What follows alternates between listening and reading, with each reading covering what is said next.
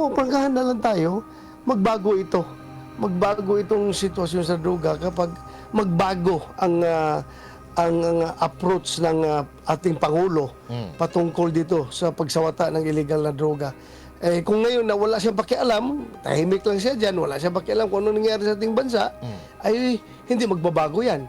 Pero kung magbago siya at talagang seryosohin niya, sigurado ako because the lowest patrolman on the streets is as brave as the president, the sitting president in Malacanang.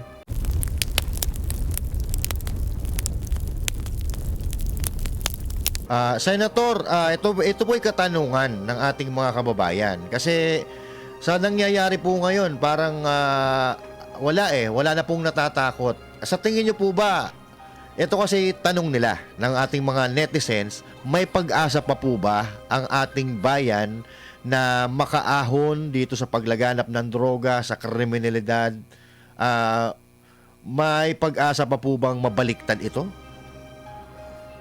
Ako, hindi ko nawalan ng pag-asa.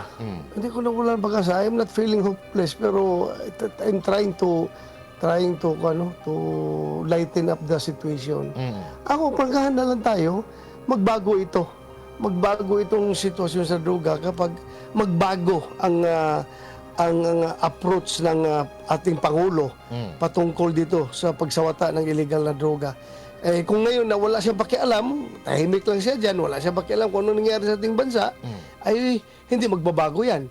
Pero kung magbago siya at talagang seryosohin niya, sigurado ako because the lowest patrolman on the streets is as brave as the president, the sitting president in Malacanang. Ganun po yan. Kapag ang Pangulo ay merong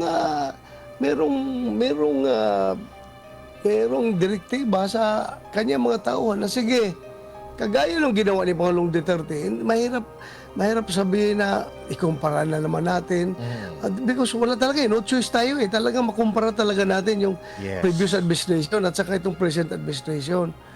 Kaya noon, bakit lahat ng police involved sa illegal, sa anti-drug operations? Dahil talaga sinabi natin, Pangulo, we will wage a war on drugs at kayo mga police, magtrabaho kayo at pag kayo magka-problema in line of duty, in connection to your mandate, sagot ko kayo.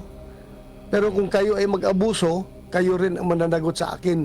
Yes. Yan ang marching order sa ating Pangulo So ang police ay ganadong mag-operate.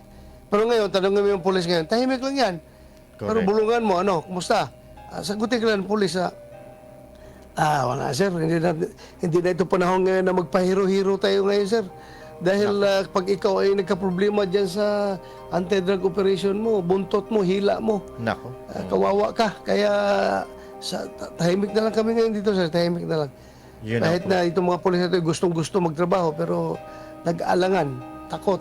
Isingit ko lang po, Senador, speaking of Colonel Grijaldo, totoo po ba, kasi meron akong nakitang dokumento at baka may impormasyon kayo, totoo po ba na simula nung siya po ay na-detain, kinukonsidera na siyang naka-leave of absence tapos wala siyang sahod? Nako. Yan nga, double whammy nga napakasalbahe na liderato sa PNP, no? Ako, kung ganun ang tao ko, wala ka na nga ginawa para masalba yung injustice na experience ng iyong tauhan. Alam mo naman na walang kasalanan yung tao mo. Bakit pa pati sweldo niya puputulin mo? Sobrang injustice yan. Ganti nga, totoo yan. No work, no pay ang policy ng ating PNP. Pag hindi ikaw nagtatrabaho and wala kang sweldo at kasama dyan sa hindi pagtatrabaho kung nakakulong ka.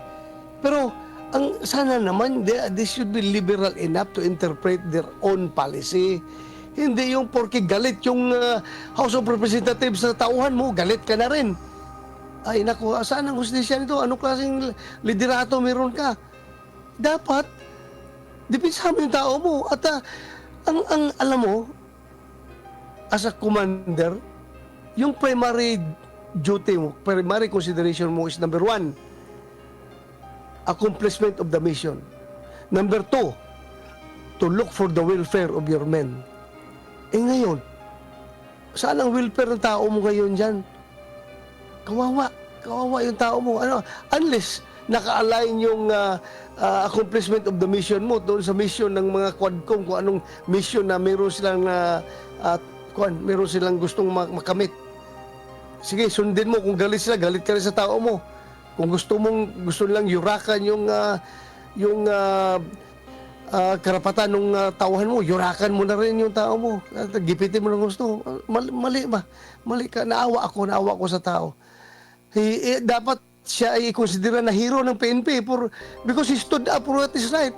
He stood up for the truth. Dapat siya i-consider nyo na hero. Bakit tanggalan nyo na sweldo?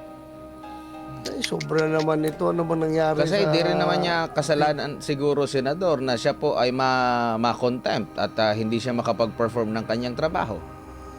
Hindi naman niya kasalanan yun. Hindi naman niya kasalanan ba niya kung magsabi siya ng totoo? Kasalanan ba niya kung hindi siya magpadala sa kung anong gustong sabihin ng taga-Quadcom sa kanya? Talagang nakakaiyak yung sitwasyon ngayon. Nakakaiyak na talaga. Yes, At Senator. hindi mo masisi yung mga pulis kung sila ay malungkot dyan sa mga pangyayari na ganyan. Actually, Sen, marami po ako tayo nakikita sa social media na talagang medyo nahihiwagaan na dito sa nangyayari dito kay Colonel Grijaldo, lalo-lalo na yung mga kabaro po ninyo. Ang tanong ko po, wala po ba pwedeng mag-intervene or legal ways? Kasi hindi pa naman napapatunayan may kasalanan to. Wala ring kaso. Wala ring kaso. Tapos nakakulong ng napakatagal na. Biruin mo, doon siya nagpasko sa kulungan, doon siya nag-New Year, nang wala namang kinakaso sa kanya, wala namang kasalanan. So, wala po bang legal way para makalabas siya doon or anyone na mag-intervene para tutulan itong mga pinagagawa ng Quadcom na sa totoo lang, labag naman ho sa batas. No? Kung lang yan, o dalawa lang, kung gusto niyo ng legal o gusto niyo ng illegal na pamamaraan. Yan ang dalawang paraan dyan. Kung ikaw ay nabubuisit na. Ako, we have to stick to the legal. Yung legal is, magpahal siya ng kaso. Papailan niya ng kaso kung pinagagawa ng Quadcom sa kanya. And I think when this case reached to the Supreme Court, dapat ma-roll ng Supreme Court ito para mabigyan naman sana ng boundary kung hanggang saan yung power ng House of Representatives, yung kanilang ginagawa. Dahil sobra na. That's too much abuse of power yung ginagawa nila kay Grijaldo. Sobra na talaga. Sobra na. Kaya, anyway, it will take time pa rin. Kung talagang magpapile ka ng kaso, alam mo na, very powerful. Binangga mo yung House of Representatives, very powerful na body yan. Kaya talagang frustrations. Nandiyan yung frustration, hindi mo na ma-measure, no? Yung mga pulis ngayon, tahimik lang yan, pero nanggigigil na yan eh. Nanggigigil na sa sitwasyon ni Grijaldo. Nagigil na yan sila. Pero tahimik lang, dahil wala silang magawa. Habang nasa serbisyo ka, you keep quiet and follow orders. Tama ka dyan, no, sa Senator, no? Kasi, syempre, kahit nga yung magbabarkada lang, no? Talagang mag-ano ka eh. Kumbaga, magagalit ka sa gagawin na masama sa kaibigan mo. Lalo na po kayo na may iba yung talaga yung band ng ng mga taga-PNPA, mga pulis, iba band yan. Talagang masigit pa sa magkakapatid. Pero may iba po tayo, Senator, no? Kasi dati na-interview po kayo para narinig ko na may mga mayors po na nagsasabi na sa inyo dati na grabe ang droga dito sa aming lugar. Mas lumala pa po ba ngayon kaysa noong kinukwento nyo yon? No, anong comparison natin? I-compare natin ngayon at saka noong time po na na-interview kayo na sinabi nyo na may mga mayors na nagsusumbong sa inyo na napakarami po ng droga na lumaganap naman doon sa kanilang lugar. Siguro mga last year po yon na interview nyo. Sa tingin nyo, may mga nagsusumbong pa rin po ba sa inyo ngayon na mas malala ang kalakalan ng droga sa Pilipinas? alam mo hindi kasama yan sa oversight function ko, no, as chairman ng Senate Committee on Public Order and Dangerous Drugs na siguruhin ko kung ano ng drug situation ng ating bansa. Yes po. Dapat magtanong-tanong tayo, pero alam mo, kahit na hindi ako nagtatanong-tanong, pag may mamit ako na mga mayor, may mamit ako na barangay kapitan, walang ibang topic na sasabihin sa akin. Sir, grabe na kayo ngayon, sir, ang droga sa amin. Andyan na naman sila, bumalik na naman sila. Yung dating nagtatago, yung dating mga nagsipaglayasan, ngayon, andyan na naman ngayon, namamayagpag na naman sila, sir. So, alam mo, yung ang pinaka-indicator dyan, makinig ka sa news, yung mga pangyayari na mga kahindik-hindik na krimino, mga heinous crime na nangyayari, na puro drug-related yan, yan ang pinaka-indicator na grabe na naman ang droga.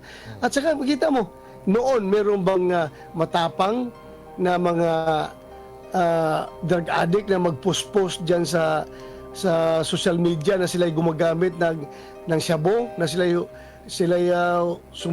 humihit-hit ng shabu dyan sa social media? Wala. Pero ngayon, tingnan mo, parang normal na lang sa kanila. Mag-post sa social media na sila'y gumagamit ng shabu. So, ganoon talaga katalamak. Ganoon na katalamak. Grabe. Opo. Sir, may iba lang po ako ng topic, no? Doon sa development po, doon sa Blanco na BICAM report. Nabanggit po, no, ng Congresswoman Kimbo na parang indirectly namin niya na meron talagang Blanco doon, pero ang technical staff na ang mag-fill in the blanks nito or magko-correct sa typo error. Yun yung pagkakasabi po niya, typo error. Ano pong masasabi nyo rito na bagamat inamin, pero meron pa rin silang rason dito para ma-justify yung kanilang nagawa po, Senador? Typo error ba yung bangko? Yung typo error siguro, mali ang entry. Mali yung numero na na-enter doon, kaya typo error. Pero kung blanco, ay talagang niliblank yan. Iniwang na blanco yan para malagyan ng numero in the future. Ano pa bang, anong typo error mo dyan? Typo error na wala nga, blanco nga eh. So, yan na, kasi sila, nakapirma sila sa BICAM report. Dapat, aminin na lang nila na sila pumirma sa isang BICAM report na may laman na mga blanco. Dali lang naman yun eh. Baka mapapatawad ka pa ng taong bayan dyan kung wala kang ill intention dyan na bakit ninyo binlangko, bakit blanco yan at pumirma ka. Kung wala kang intention talaga na kalukuhan dyan, mapapatawad ka man siguro ng taong bayan. Pero yung gagawa ka pa ng rason na technical committee na lang ang mag-fill in the blanks doon. Ganun pa ka-powerful yung technical committee mo na dapat ang mga senador at kongresman na mag-decide yan kung magkanong halaga ang ilagay dyan. Hindi po yan trabaho ng mga technical working committee na mag-decide kung magkano o anong halaga ilagay sa isang particular project dahil pero Opo. bro ng legislatura, hindi po yung staff ninyo.